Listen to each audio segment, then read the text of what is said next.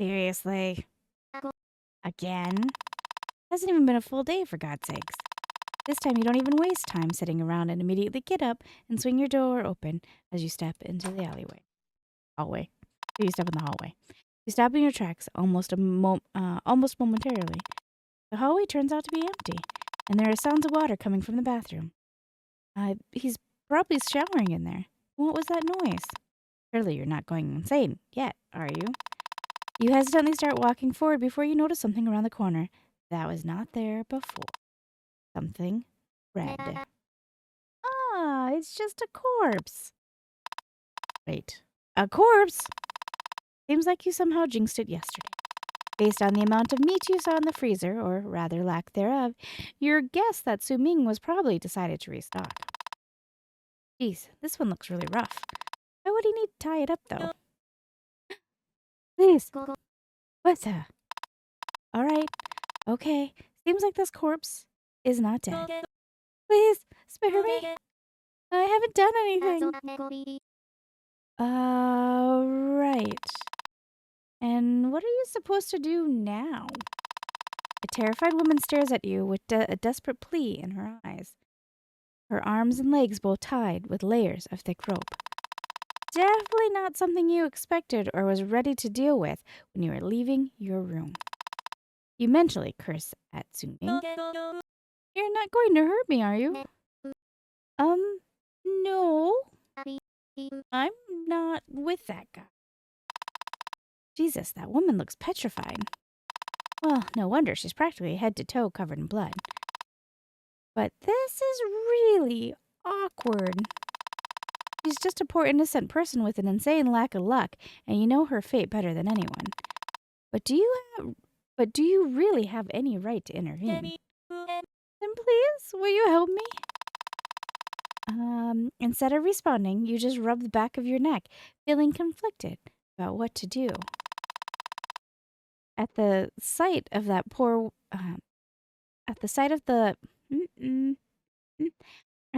that the woman's face sinks in growing hopelessness.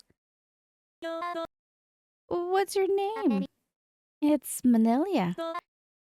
I'm Alicia. I'd say nice to meet you, but this is probably not the best time for that, huh? Yeah. Oh, he's so scary. I was just walking down the alley from work and then he jumped out of nowhere. I mean, look at all this blood. He did all of this to me. God, I don't even know what's going to happen to me.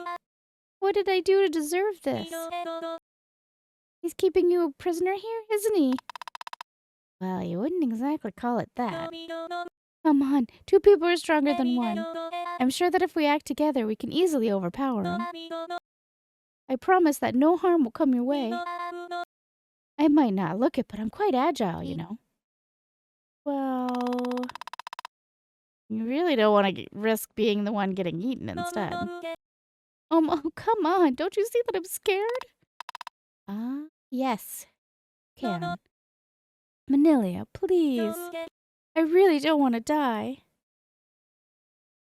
Gonna not save her for the sake of the story. Nah, I'm good. You're on your own. Instead of fear, Alicia's face contorts with rage at your refusal. How dare you? How dare you refuse me? You even know who I am. You insignificant, stupid. Her yelling has seemed to attract attention because a freshly showered Su Ming creeps out from the bathroom. Slowly, he slinks up behind Alicia and... Where'd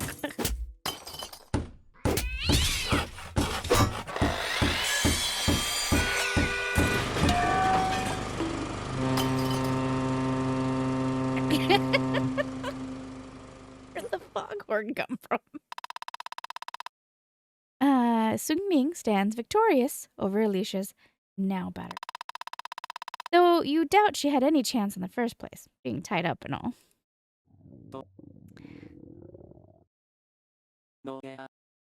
This made me hungry. Good thing I brought home takeout. At first, his remark confuses you until you glance down towards Alicia.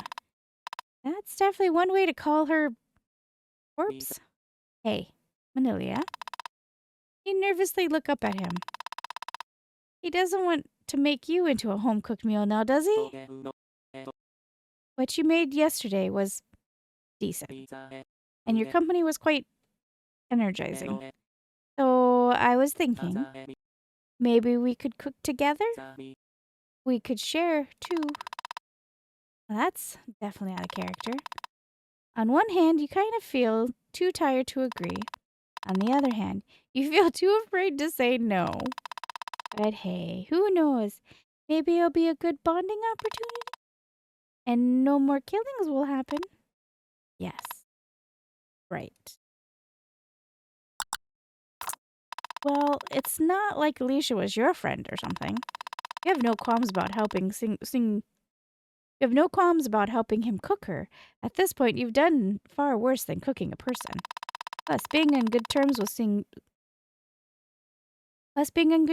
him is very idea. Plus, being on good terms with him, who is very much alive compared to Alicia, seems way more important right now. Sure, sounds delightful. I'm kind of a professional chef, though, so stand back. Well, you're definitely not bad. So you should get more practice cooking meat of the human variety. Get a smile. Well, seems like this is your chance to do so. He takes his bloody apron off after carrying Alicia into the kitchen. It doesn't help make him look any less scary, though, as his exposed skin is practically drenched in her blood. Human by chance, alpha by choice. Oh. Okay, boss, what are we cooking? Well, I was thinking of making curry. You can make something besides instant ramen. I actually enjoy cooking quite a bit. It's a hobby of sorts. If I didn't have to work this much, I'd probably spend more time indulging in that hobby. Wait, wouldn't that mean he would kill more people? Without beating around the bush, Sung Ming promptly puts you to work at the cutting board. Meanwhile, he starts cooking rice and cleaning the remains of Alicia off himself. Well, time to get chopping. Cooking time.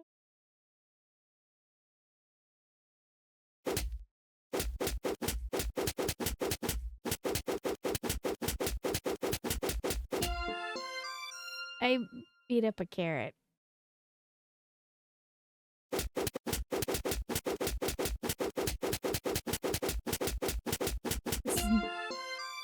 That is a terrible onion dropping job. Oh. What is the tattoo on her? Is it an anime? Oh my gosh.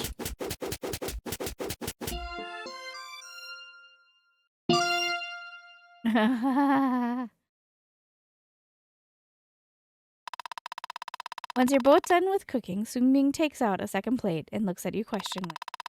Seems like your landlord is inviting you to join him for a meal. A cannibal meal. In for a penny, in for a pound. Well, you already helped him cook the human meat. Might as well try the fruits of your labor. You nod, and he fills the plate with freshly made curry. Human curry. Got an item. You look down towards the fresh bowl of curry. The warm aroma from the piping dish is alluring. It has a deliciously spiced scent that dances around the kitchen, lingering delicately in the air. Various seasonings on the dish create a romantic, hot and heavy, yet sweet mouth-watering fragrance that you can practically taste. The human meat you cooked really adds some pizzazz to the whole thing. You nearly forgot that this curry is topped off with a very nice serving of Alicia. You feel a little guilty that she smells so good. You both take the same seats as yesterday, and you can't help but feel a sense of deja vu. Well, partially because you did the same exact thing the day before. This seems like a good opportunity to get to know Sung Ming a little better, though.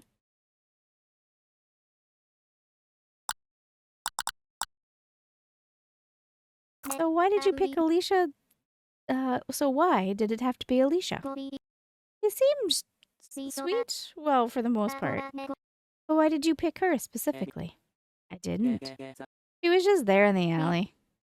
Alley? Yeah, she was already covered in blood fighting some other guys. I just thought she was an easy meal. Somehow, you're not even surprised. Typically, I pick someone from the company I work at. Someone scummy, someone rich, someone I don't have empathy for. Then there's just some days like this one where I get lucky. You know, she was already killing someone. And I can tell it was just a normal thing for her. A fellow killer's instinct, I suppose. But yeah, typically I just kill someone who is a source of others' suffering. That's the best thing I can do in this capitalistic hellhole. Yeah, that's the realest shit I've ever heard.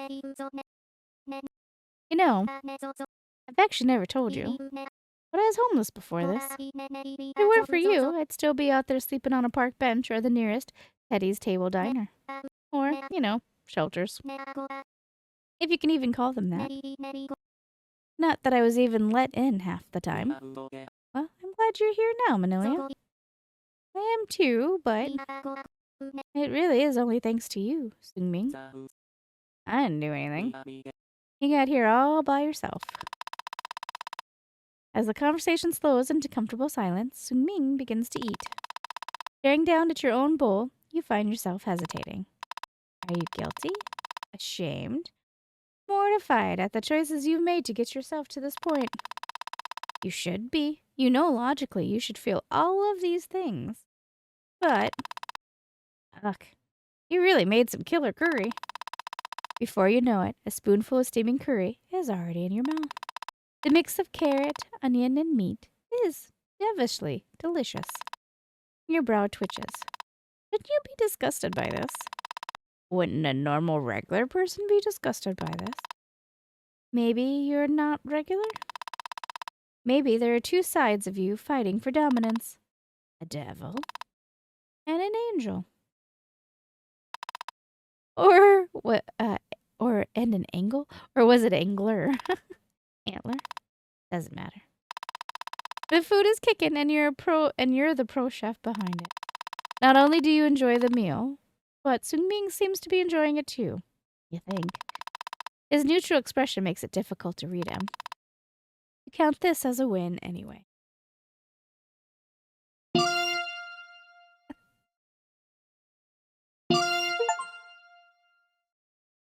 It isn't pork. Become a cannibal. Achievement unlocked. You'd say the dinner goes pretty well.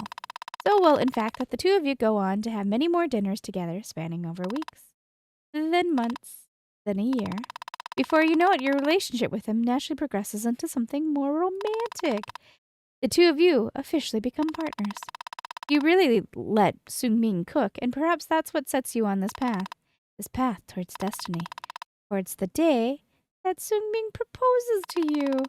You don't expect it, the abrupt nature of it all. When he slips the ring off your dinner's finger and gets down on his knees. I'm sorry, that took me by surprise. The ring isn't your size, but you know you could always get it adjusted later. Finally, all of your simping pays off. Of course you accept. Your wedding takes place at the most classy location anyone dating a cannibal would choose, the butcher counter at the local supermarket. All the meats and knives the eyes can see. Naturally, it's a breathtaking ceremony. Even the shoppers can't help but stop and stare in wonder. Or rather, in fear? No, they're probably just jealous of your supermarket wedding. Hand in hand with Sungming, the two of you will have a very grotesque, disgusting, and gory future. Exactly the way you hope it will be. Sungming has successfully rizzed you. Or was it you who rizzed him? Who cares? Congratulations on your marriage.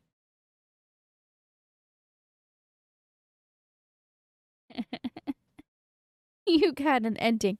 My homemade version, I can't tell if that's a... And you didn't even fall off a cliff.